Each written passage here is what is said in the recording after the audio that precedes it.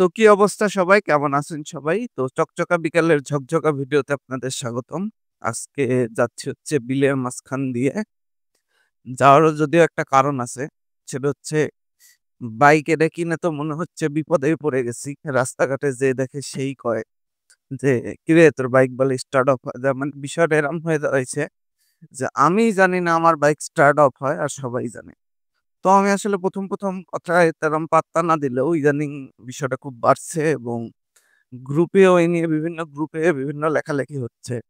Recent হচ্ছে আমার যে শোরুম থেকে বাইকটা নিই ওই বাইক শোরুম থেকে হচ্ছে একটা মিটআপ এর আয়োজন ছিল।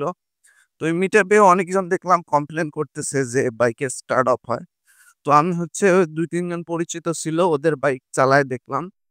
তো একটা বাইকে দেখলাম যে স্টার্ট অফ হওয়ার এতটাই সংখ্যা বেশি মানে ২০ টা এরকম মোড় মানে এই ছোট মোড় বা একটু ভিড়ের মধ্যে ক্লাস করলেই ঠাস করে অফ হয়।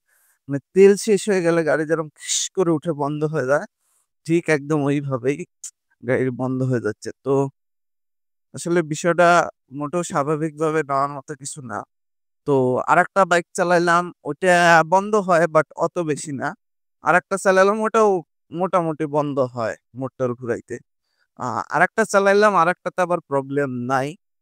তো মূলত প্রবলেম গুলা আসছে হচ্ছে যে বাইকগুলা ফেব্রুয়ারি মাস থেকে ডেলিভারি শুরু হইছে, সেই বাইকগুলার প্রবলেম সবথেকে বেশি। ফেব্রুয়ারি মাসের আগে যারা বাইক পাইছে তারে প্রবলেম গুলো একটু কম বা জানুয়ারির শেষের দিকের বাইকগুলা তো প্রবলেম আছে। তো মূল কথা হচ্ছে যে এই স্টার্ট অফ হওয়ার জন্য বলে কোম্পানি কি একটা ইস্যুতে আপগ্রেড বা কিছু একটা আনবে শুনছিলাম। বাট আমার যদ্দূর জানি যে বাইকের ইস্যুতে আপগ্রেডেবল থাকে নাকি ফিচার আমি আসলে সঠিক জানি না। আপনারা কেউ জানলে অবশ্যই হচ্ছে কমেন্টে জানাবেন। তো এটা আসলে একটা যার বাইকে হয় মেজর ইস্যু যে আপনি একটা নতুন বাইক কিনছেন, তাও সেটা যদি কার্বোরেটর বাইক হইতো তাইলে মানা যাইত যে টিউনিং এ ভুলভাল আছে, টিউনিং ঠিক করে নিলে ঠিক হয়ে যাবে।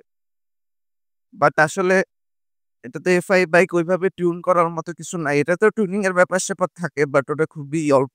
ওটার জন্য সমস্যা না। ওটার যদি সমস্যা হইতই তাহলে অবশ্যই কোম্পানি এতদিনে ঠিক করে ফেলত সমস্যাটা। তো ওই যে ভাইয়ার বাইকটা আমি চালাইছি, যার বাইকটা খুব ঘন বন্ধ হয়ে যায়, ওই ভাইয়া খুবই আপসেট হওয়ারই কথা। আমার বাইক হলে আমিও আপসেট হইতাম।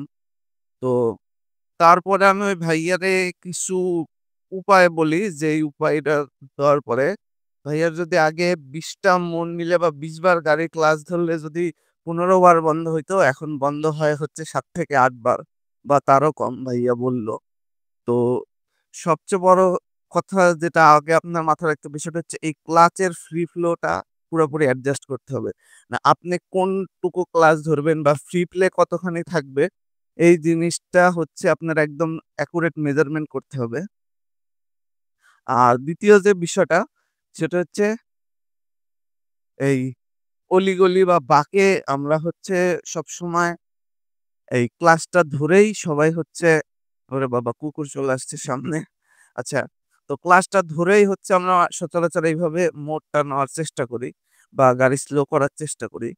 তো এতে কিন্তু ক্লাচ প্লেটেরও ক্ষতি। অনেকেই হয়তো বিষয়টা জানেন না। এটাই আসলে সবাই মোটামুটি এভাবেই ক্লাচ ধরেই গাড়ি থামায়। এতে কিন্তু ক্লাচ প্লেটের ক্ষতি বা হাত ক্লাচ করে গাড়ি চালানো কিন্তু ক্ষতি। তার চেয়ে আপনি যদি পারেন, অভ্যাস করতে পারেন পারতে সত্ত্বেও গাড়িটা অলওয়েজ হচ্ছে গিয়ারে রাখার চেষ্টা করেন। গিয়ারে রাখার পরে এভাবে যে যাচ্ছেন, এই যে থ্রোটল টানলেন, পিকআপ ছেড়ে দেন। গাড়ি চলে যাচ্ছে হালকা করে ব্রেক করেন। হালকা করে ব্রেক করে সুন্দরভাবে ক্লাচ ধরার প্রয়োজন নাই।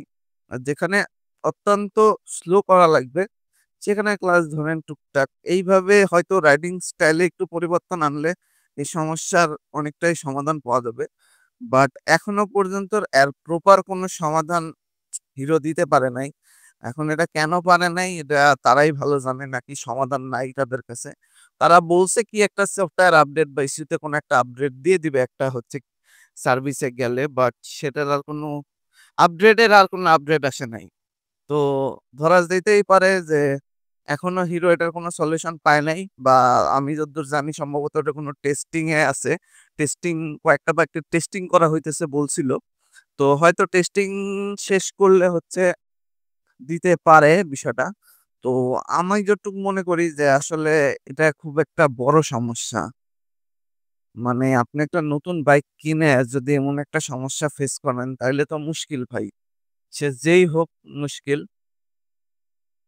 তো আমি চাইবো না কারোর বাইকে এমন সমস্যা তো আলহামদুলিল্লাহ লাকিলি হচ্ছে আল্লাহ তাআলার রহমতে আমার বাইকে এমন সমস্যাটা হয় নাই। আমার বাইক বন্ধ হইতো ১ম ২-১ বার। ওটা আমি তখন এই বাইকে একটা বাইক থেকে আরেকটা বাইকে নতুন শিফট হয়েছিলাম। তো ২-১ দিন একটু তো সমস্যা হইতো। তো আর তখন এই গাড়ির ক্লাচটা অনেক হার্ড ছিল। মানে হার্ড বলতে মানে মাপ বুঝতেছিলাম না। এরকম টাইপ কিছু ছিল। গিয়ার অনেক শক্ত ছিল। যদিও গিয়ার এখনো শক্ত বাট আগের থেকে অনেকখানি হচ্ছে স্মুথ হইছে। ওরে আল্লাহ! এই রাস্তাটা খুব পোকা। আচ্ছা, সামনে জায়গা আছে, ঘুরায় নি। পিছে কি কেউ আছে? না। আচ্ছা তো আমার বাইকে তেমন কোনো সমস্যা আমি পাই নাই। বাট যাদের বাইকে আছে তারা এই জিনিসটা করে দেখতে পারেন।